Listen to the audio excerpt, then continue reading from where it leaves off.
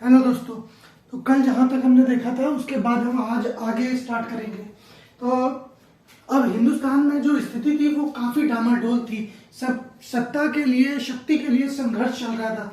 तो वहां पर क्या हुआ होता है कि जब इस्लाम धर्म का उदय होता है और वहां से भारत के उत्तर पश्चिम हिस्से में लगातार आक्रमण स्टार्ट हो जाते हैं। अब उनके आने से भारत में तृतीय नगरीकरण की जो स्थिति थी वो दोबारा पैदा होती है।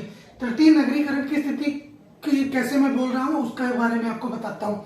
तो जो भारत में पहली नगरीकरण की जो सभ्यता थी वो महात्मा बुद्ध या गौतम बुद्ध के जन्म के बाद जो स्थिति पैदा हुई थी, जिसमें 16 महाजनपद के बारे में हमें पता होता है, जहाँ पर बड़े बड़े ट्रेड होते हैं और बिजनेस स्टार्ट होता है, इकोनॉमी को सपोर्ट किया जाता है, उसे बोलते हैं नगरीकरण।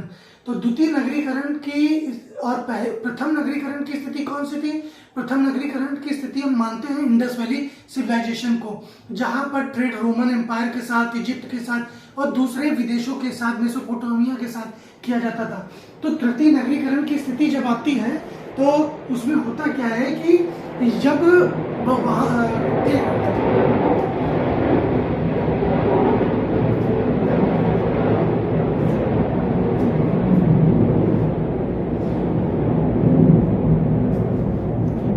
तृतीय नगरीकरण की जो स्थिति है, जो समाज के लिए जो पृष्ठभूमि तैयार की गई थी वो इसी पीरियड में की गई थी।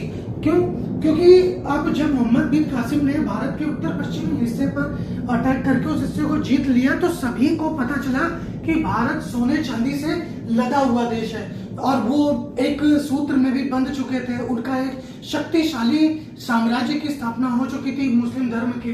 तो अब उनको अपने साम्राज्य को आगे भी बढ़ाना था और इकोनॉमी को चलाने के लिए पैसे की भी जरूरत थी। और उस समय में इकोनॉमी को रन करने के लिए जो सबसे आसान तरीका था वो लूटपाट और युद्ध था। तो जब भी वो भारत पर आक्रमण करते थे तो भारत से बहुत सारा सोना लूट कर ले जाते थे। अब भारत में कोई शक्तिशाली योद्धा नहीं था, ऐसा बोलना गलत है। शक्तिशाली साम्राज्य या एक बड़ा एकीकृत साम्राज्य नहीं था जो भी इन उत्तर पश्चिम से होने वाले अटैकों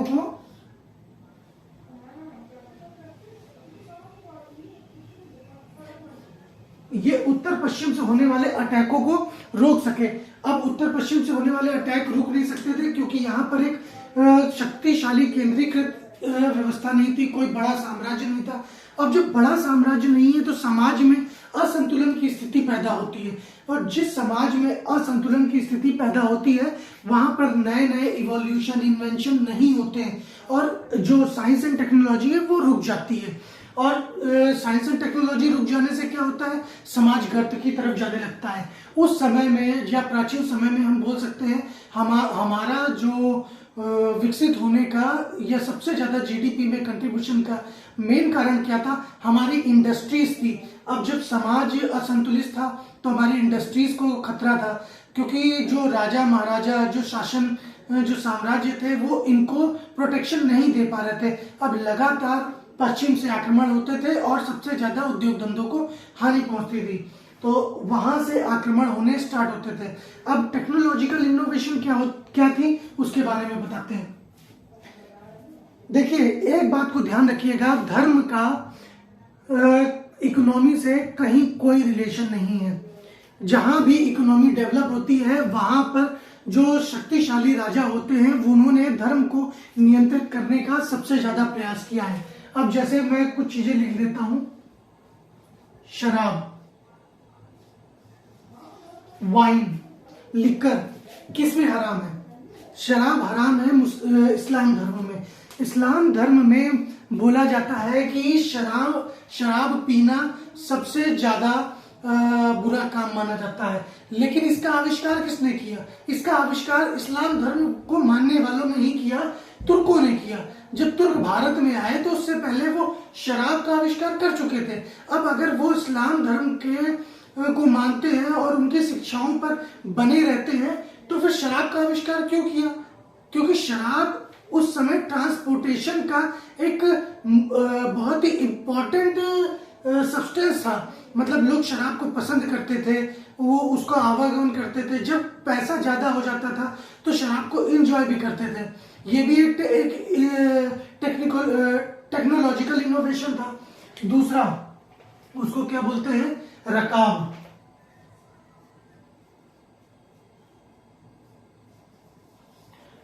लोहे के रकाब का भी आविष्कार माना जाता है कि तुर्कों ने किया। और दिशा सूचक यंत्र का, जब आप घोड़े पे चढ़ते हैं तो पैर रखने के लिए एक सपोर्ट सिस्टम काम करता है ताकि आपका बैलेंस बना रहे। उसका भी आविष्कार या उसकी भी खोज तुर्कों ने ही करी। तो और पहले क्या होता था कि हवा की सहायता से, जब आप में से जो गांव से रिलेटेड होंगे, जब धान की कटाई होती है तो जो भूसा होता है उसको हवा की सहायता से दूर फेंका जाता है। उसको मतलब दूर फेंकने के लिए एक चीज का इस्तेमाल होता है जिसको सूप बोलते हैं। तो ऐसे ही सूप का भी आविष्कार माना जाता है कि उन्होंने ही किया था। क्या करते हैं, ऐसे उस पर अनाज रख लेते हैं और ऐसे करके उसको नीचे की तरफ फेंकते हैं, तो जो अनाज भारी होता है वो जमीन पर गिरता है और जो भूसा होता है वो दूर गिरता है। ऐसे कई आविष्कार हैं, जैसे पानी को इस व्हील की सहायता से या जानवर बांध कर खींचने से, ये इनोवेशंस थे जो तुर्कों के आने के बाद हुए। अब तुर्कों के पहले से ही थे लेकिन उनके आने के बाद भारत में इंट्रोड्यूस हुए। इससे क्या हुआ कि लोगों का काम आसान हुआ। काम आसान होगा तो ज्यादा उनकी प्रोडक्टिविटी अच्छी हो जाएगी, और जैसे ही प्रोडक्टिविटी अच्छी होगी ट्रेड एंड इकोनॉमी को फायदा होगा, बिजनेस डेवलप होगा। बिजनेस डेवलप होने से करेंसी इवॉल्व होगी। तो उसके लिए जो शहरीकरण, अर्बनाइजेशन को एक सपोर्ट मिलेगा। अब अर्बनाइजेशन को सपोर्ट देने के लिए सबसे इंपॉर्टेंट क्या है, सबसे इंपॉर्टेंट है किंग। किसी भी क्षेत्र में अगर राजा शक्तिशाली नहीं है तो जो बिजनेसमैन होंगे, जो ट्रेडर्स होंगे, वो चोर होंगे, वो टैक्स नहीं देंगे, टैक्स की चोरी करेंगे। टैक्स की चोरी करने से क्या होगा, राज्य कमजोर होगा।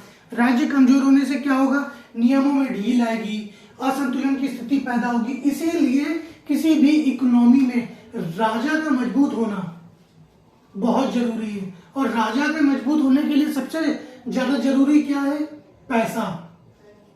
पैसा मतलब इकोनॉमी। इकोनॉमी मजबूत होगी, राजा अपने आप मजबूत हो जाएगा। क्यों, राजा को मेंटेन करने के लिए बड़ी आर्मी की जरूरत पड़ती है। अब बड़ी आर्मी मेंटेन करेगा तो ज्यादा पैसे की जरूरत पड़ेगी।